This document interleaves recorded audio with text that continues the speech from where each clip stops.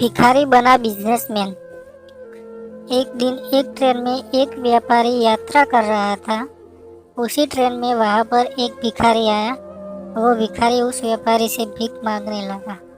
उस व्यापारी ने भिखारी से कहा कि मैं एक व्यापारी हूँ और मैं लेन देन में विश्वास रखता हूँ।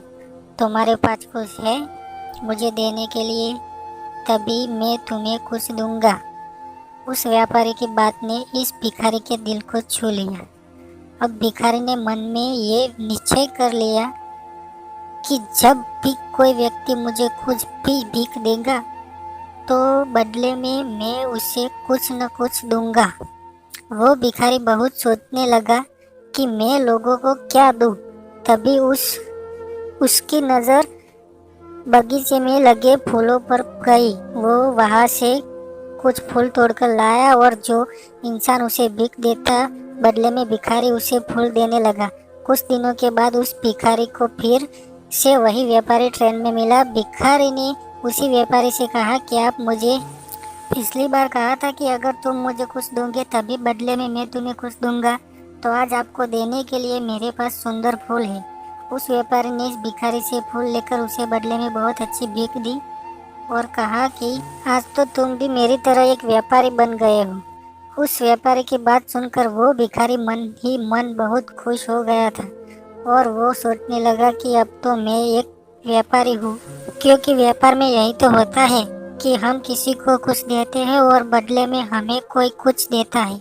कुछ दिनों के बाद ये भिखारी और वो व्यापारी एक ही ट्रेन में से जा रहा था, लेकिन अब ये भिखारी पहले जैसा नहीं था। वो अब सुंदर लग रहा था और उसके कपड़े भी अच्छे थे। इस बार इस भिखारी ने उस व्यापारी से पूछा कि क्या आप मुझे पहचाना? व्यापारी ने कहा, मुझे नहीं पता कि तुम कौन हो, मैं तो तुमसे पहली बार मिल रहा हूँ। तब भिखारी ने कहा कि ये हमारी तीसरी मुलाकात है।